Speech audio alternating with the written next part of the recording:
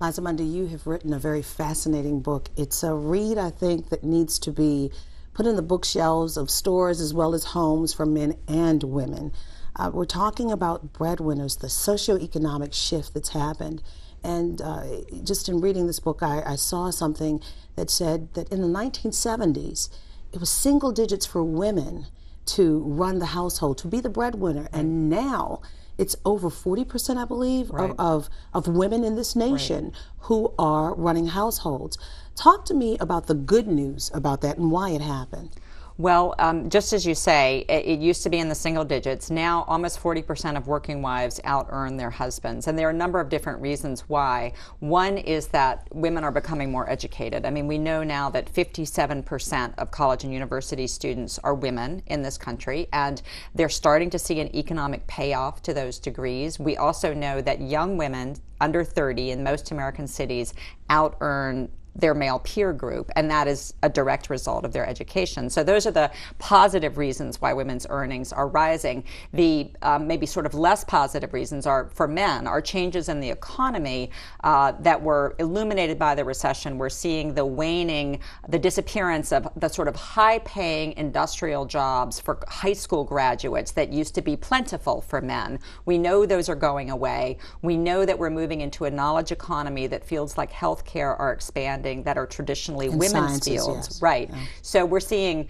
women improving their training, their education, their professional preparation, and women are preparing for this new economy in a way that men have not quite adjusted to yet. So that's one of the reasons that we're seeing this rise in women's earnings relative to men's. You know, we've heard things about submission. You know, most recently with Michelle Bachmann answering that question about how she would handle her husband's decision-making as a then presidential candidate. But talk to me about this shift. How did this shift happen? Because submission plays along with religion, and it plays along with stereotypes and things of that nature, and stigmas as well. Right. How did this happen? Did this all come because of women's rights or because of necessity? Well, it came in part with campuses opening up to women that hadn't been open to women, with workplaces. I mean, there's still a gender wage gap overall. There's still discrimination in the workplace, but, you know, things have gotten better. Women have moved into fields like law and medicine. There are fields that have flipped, like psychology, veterinary medicine. There are fields that are becoming all female that used to be all male. There still aren't enough women in corporate boardroom or in politics, but there are other sectors of the economy where women have really made significant inroads. So, you know, but you talk about, I'd like to believe, and I do believe, that overall this is a good thing for women, that it's good to be economically empowered in your relationships. You know, let it not be forgotten that 150 years ago, women could not own property in marriage or own the right to their own wages. And the idea was that this was the way that the husband's dominance was enforced. I mean, I have a quote from the London Times in 1868 when there was a discussion about giving women property rights in marriage, and the Times just wrote a thunderous editorial about why this would be a mistake, that marriage would be destroyed, the fabric of society would be destroyed, that marriage consisted of authority on the one side and subordination on the other, and that this was the way in which women were kept subordinate. And they wrote, if a woman were to have her own earnings that she could use in marriage, what would prevent her from going where she likes and doing what she pleases?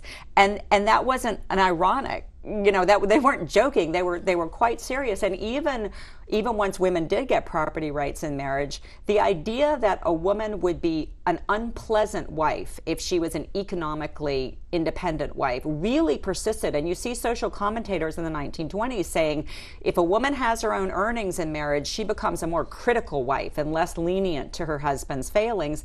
And the workforce really enforced this. I mean, there was a two-tier wage system. Men earned more than women. We still see the vestiges of this, but men were the breadwinners, and they were paid more because they were breadwinners. So I would argue that ultimately it is a good thing for women to have more economic empowerment in our relationships. But I would also agree with you that traditional religions, traditional communities, the idea of women's subordination in marriage still persists. And there are definitely still congregations where you would hear that the wife should be submissive. Just as you say, Michelle Bachmann had to sort of talk her way out of this, because when she was running for Congress, she had described herself as a submissive wife. And she said, well, the reason I became a tax lawyer, because I hate taxes, the reason I became a tax lawyer was because I was directed. My husband wanted me to be a tax lawyer, so I was submissive that way. And what you do see sometimes when women become the breadwinner in a traditional community or a traditional religion, the sort of loophole that people will fall back on is this idea, well, I'm going out and earning because my husband is directing me to be the earner, because we've decided that this is the way it's going to work in our marriage. So it's kind of having your cake and eating it too. But I do think that in general, it contributes to a sense of stigma and a sense that this is wrong for the woman to be the earner, and that there's something, and it makes, it creates tension in marriages and problems for people ultimately to be taught this. And sometimes in-laws, extended families can reinforce this message that there's something wrong with the relationship, and it makes it hard. Interestingly enough, in a time when we are just bombarded by social media, we are people who just don't talk. And in this book, I found that there was comfort in other people's experiences. You have extensively, talked to people, Japan, the UK, here in the United States. You've talked to someone, we were just talking about religion, someone of the Mormon faith, right, and talking about how she has to give up her Sunday school class because she is the breadwinner of her family. And it's just really interesting to see that and how the shift has changed in some families. And talk to me specifically about minority families that you've talked to, because there is a different dynamic to a certain extent in minority families. Right. African American families, women traditionally in the African American community have been better educated than men, because back in the 50s and 60s, for an African American woman, there was an economic payoff to a college degree, in the sense that the jobs available to women were largely domestic jobs or low-paying factory jobs. If you got a college education, you could be a teacher or a nurse or something. But for a man, you weren't going to get an economic payoff in the white-collar workplace if you were a black man in the 1950s or 60s. So there wasn't that incentive to go to college. But there were higher-paying industrial jobs available for men in the 50s, 60s, and 70s. Now, those jobs, as we've just discussed, are waning. And so in the African-American community, it's much more likely for a woman to be a breadwinner than it is in the nation. It's even more likely. And I think, this can create tensions. There's more religion, there's more religious belief, and that's a wonderful thing, obviously, but it can create tensions. Also in the Latino community, which, this disparity gets less attention, but Latina women are out-achieving men academically at an even higher rate than the national rate. And so I spent a lot of time in deep South Texas in a community of Latino women, talking to them, and they're all college graduates. The men in their community are much less likely to be college graduates, talking to them about the impact that this has on their relationships, because there's still a fair amount of machismo, still a fair amount of belief that the man should be the provider. And in some couples, it was working out okay, but there's a lot of single motherhood down there. And I was talking to women lawyers and women teachers and psychologists saying, we just go out together all the time. We go out dancing and we have a good time together, us women, because the men don't approach us. The men don't come up to us. And I interviewed another young woman who is a social worker, and her ex-husband was also involved in social work, and her salary was always a little bit above his, and she was always a little bit ahead of him. And he told her, I always felt like you were one step ahead of me, like you were showing me the ropes and pulling me along in my career. And he ultimately couldn't take it, and he left her for another woman who was in the office. Yeah. But who was a trainee. Yeah. So that he could feel he felt more empowered. Right. Yeah. Right. Oh, wow. But there is a traditional mindset that we had many years ago.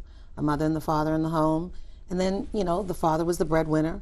And now that is just totally flipped. And so many people are trying to understand how to keep a husband, how to keep a relationship. And try to also still have their cake and eat it too, be in the boardroom, be a congresswoman, be whatever, you know, be the head of a business. How do you do that? Well, that's a really good question. And I did interview a lot of couples where this is working out great, and where, you know, where the men felt that they had a sense of freedom to not just have to be a provider. I mean, to not be yoked to a job that they disliked, where men felt like they were empowered to spend more time with their children. And some of the ingredients for that, women have a tendency when they are the breadwinner